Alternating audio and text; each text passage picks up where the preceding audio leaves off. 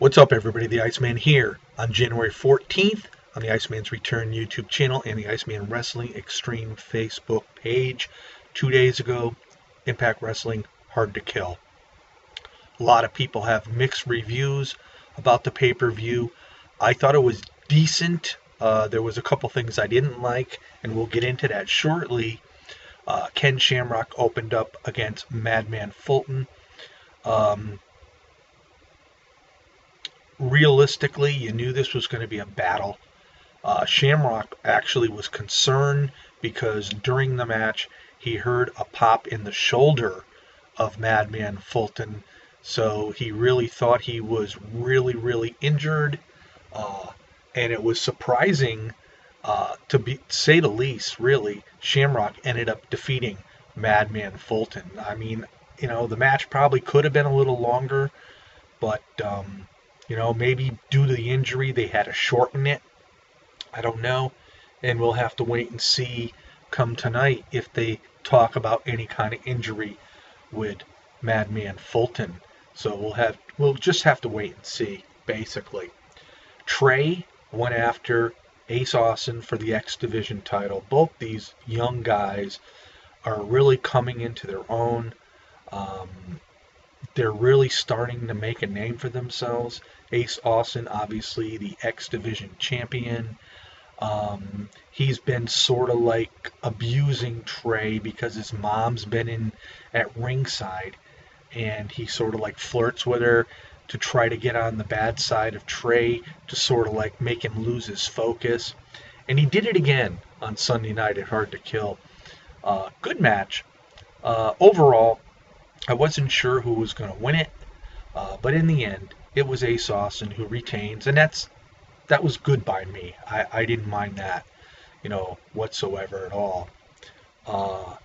We saw Eddie Edwards go up against Michael Elgin. It was for the trophy, which basically is, if you hold the trophy, you have the opportunity to go after any of the Impact Wrestling belts. Elgin has beaten Eddie Edwards the last 2 times, and quite honestly, I thought he was going to be in it for a 3rd time. It was a good match. Every match they had was good.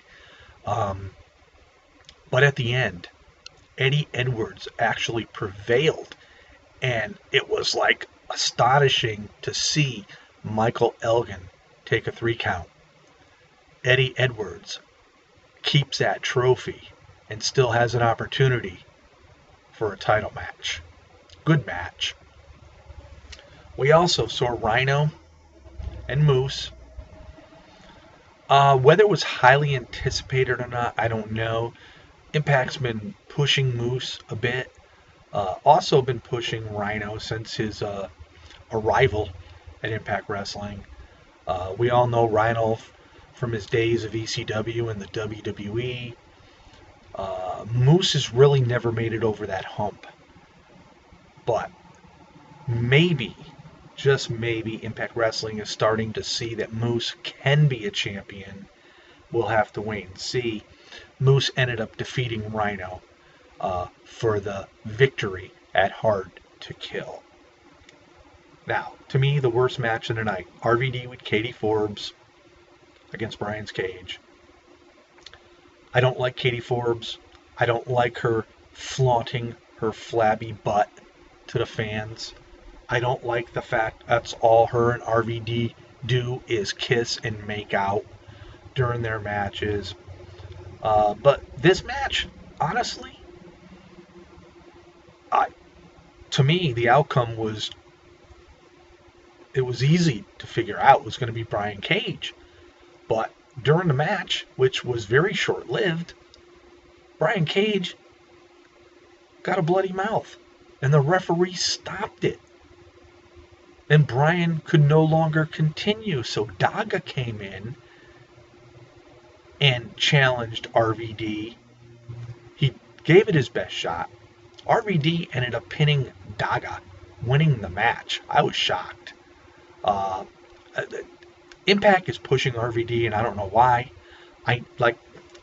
I'm one-sided. I never liked RVD, and I certainly don't like Katie Forbes, so I was sort of shocked.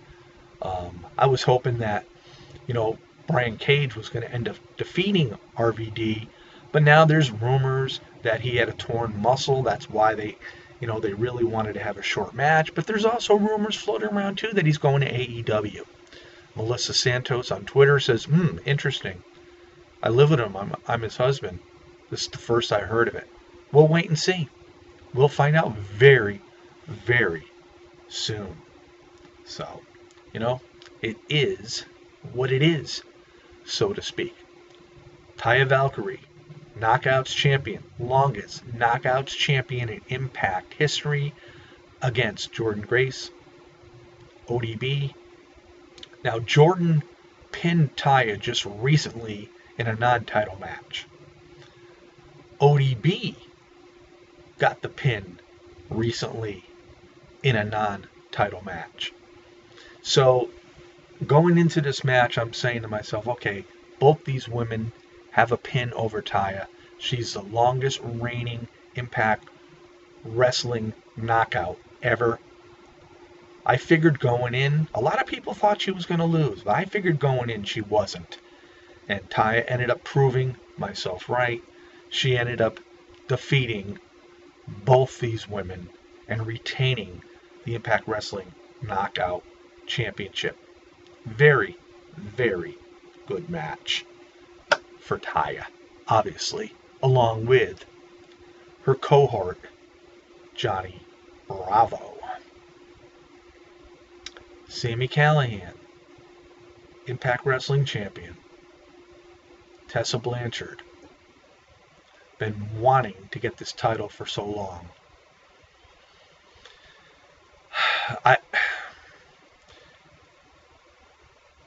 I have mixed feelings about all of this because other promotions have main evented women at their pay-per-views, and so hasn't Impact Wrestling.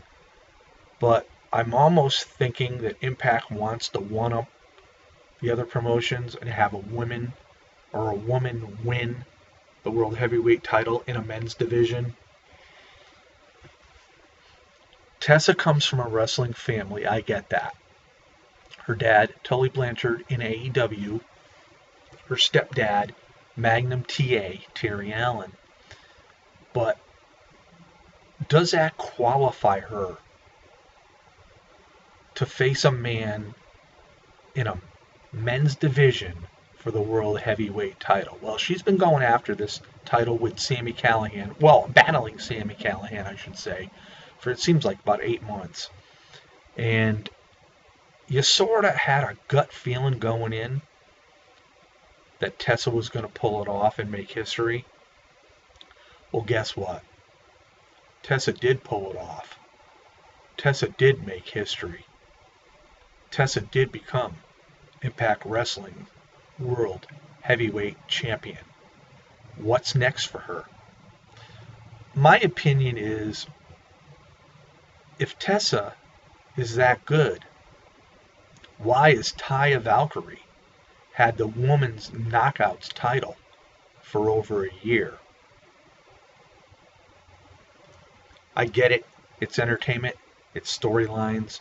But realistically, seriously, I've seen Tessa pin Brian Cage. People, seriously, realistically, does that make sense? I don't know. You can like it, you can hate it, but guess what? You got to accept it because she is Impact Wrestling's World Heavyweight Champion. So I'm looking forward to see what's going to happen tonight at Impact Wrestling.